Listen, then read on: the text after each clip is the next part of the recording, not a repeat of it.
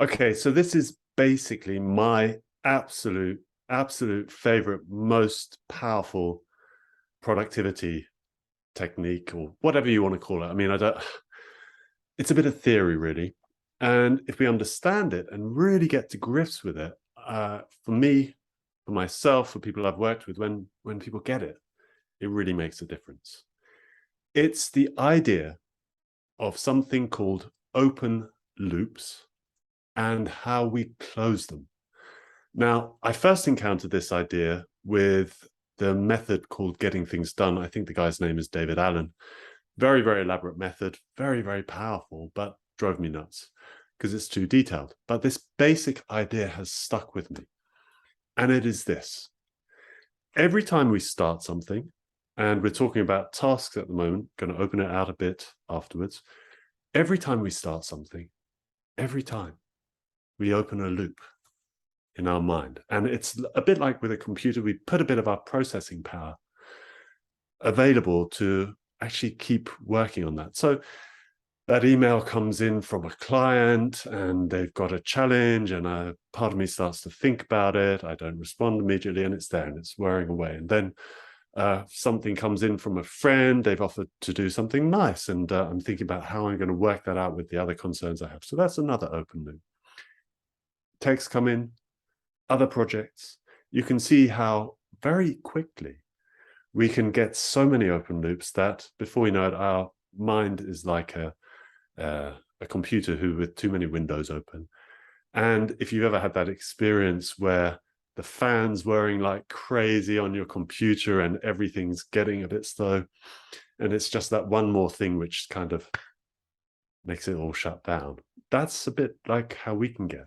Now, the thing is, each of these tasks is like a voice, and it's like a voice calling for our attention. So a bit like a voice, we can attend to them in a way which is actually going to allow them to quieten down. David Allen has 3 ways to deal with them, and they are, with some sort of adaptations to make them a little bit more flexible, they are the ways which work. The first is to do the thing. Do it. Finish it. It's done. It's over. I've responded to that email and it's done. Responded to that friend, done the task, it's over. Clean the cooker, finished. So that's a way that we can close the loop.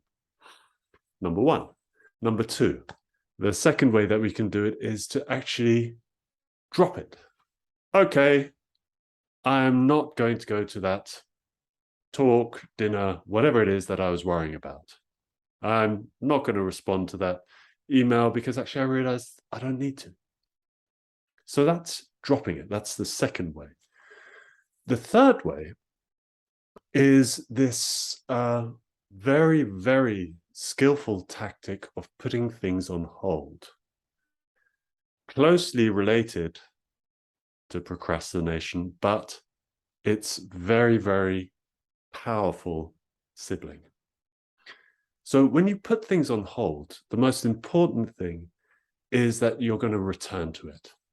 So if I know, for example, I've got an email that's important that I respond to, I know that if I put it somewhere in my system so that I know that I will get to it in an appropriate time frame, then it starts to close down that loop, close down that voice, calm it down, at least for a bit.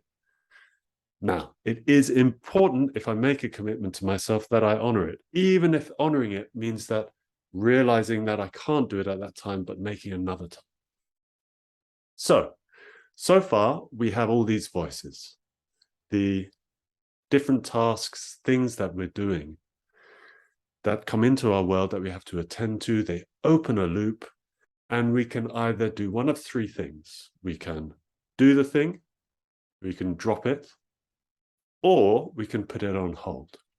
So very, very powerful, just as a productivity tool as far as I've gone.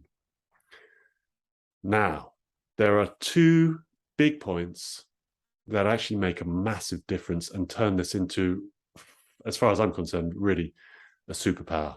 Well, maybe not a superpower, but in that direction. The one is how we learn how to manage uncertainty, and I'll explain more about that in a minute. But first, opening out, as I mentioned right at the beginning, opening out what an open loop is or could be, the way we can actually think about them to see that actually this application as a shape, as a metaphor, as a practice almost, is so powerful.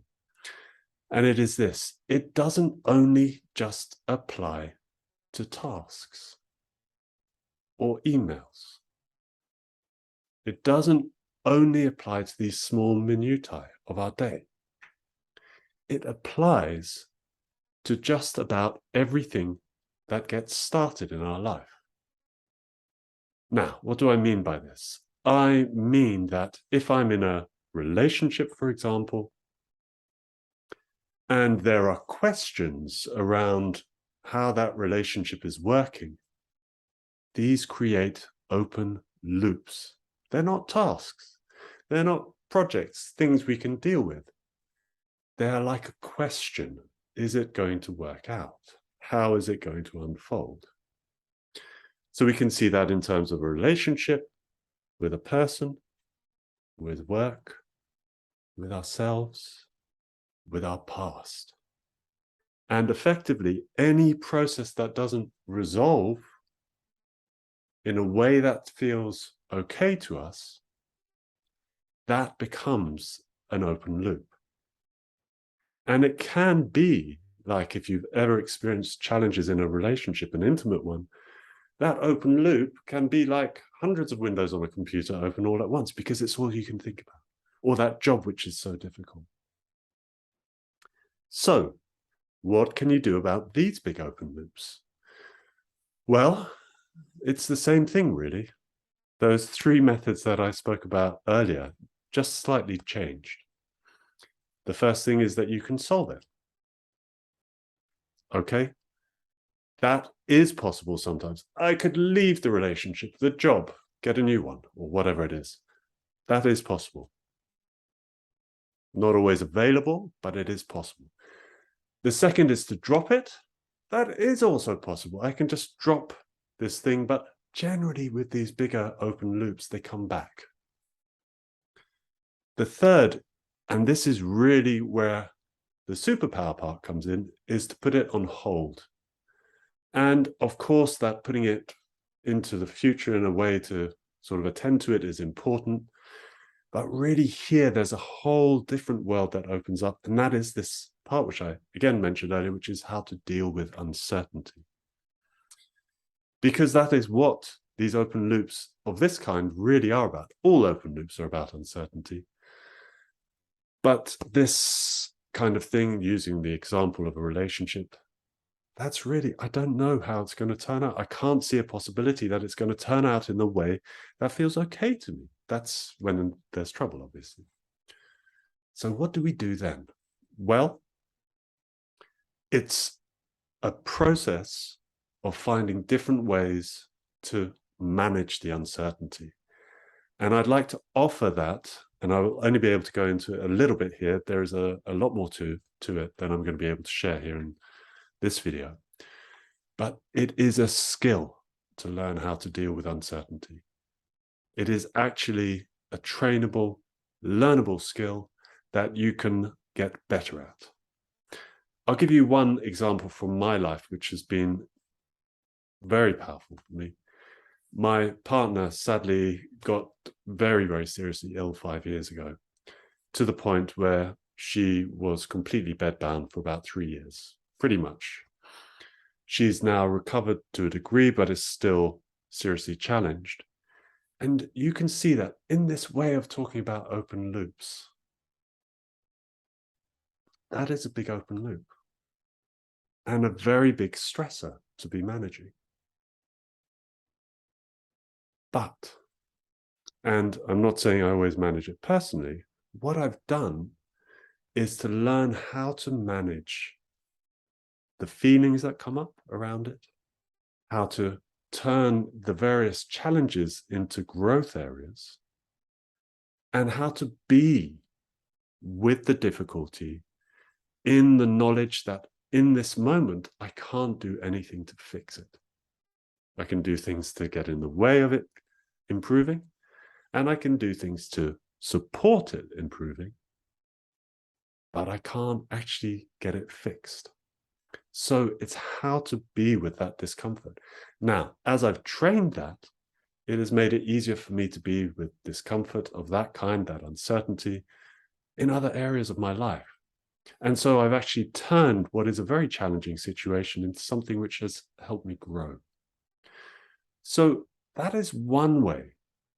And you can probably think of ways that already in your life, you've dealt with these challenging situations and been able to center yourself in it and have actually grown as a result. The problem is when we're caught up in a difficult situation with one of these big life open loops, we forget that this is possible for us. So the reason I say this becomes a superpower is because when we actually start to apply this process of identifying when we've got lots of loops open, reducing the number of loops we've got open, finding ways to increase our skill about how we put things on hold for tasks, as well as in this way of dealing with uncertainty, we actually find we have a lot more space.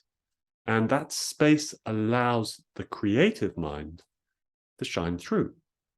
The creative mind is you when you're in flow, your imagination being online, your motivation being online, your clear thinking, your clear emotions. It's the person that you really know yourself to be. And as we do this, it means that more and more life, more and more of the experiences of our life become about how we can use what is actually happening right now as fuel to actually power up that creative mind. So, just to finish, open loops. You can check out David Allen if you want to find out more about the productivity approach to it. You can think about the tasks in your life and what you can take off your plate immediately, what you can put on hold, and what you can do most effectively. You can think about making that a practice for yourself. And by practice, I just mean a regular thing to do this. You'll find that if you do, your clarity of mind will improve dramatically. And then you can actually even contemplate, reflect on what I've shared about uncertainty. Because as you get more comfortable with uncertainty, you will find that a lot more of life becomes a lot more enjoyable, even the difficult bits. If you'd like to find out more about this, then subscribe to this channel or get in touch with me, and I can certainly share a lot more on this subject. Bye for now.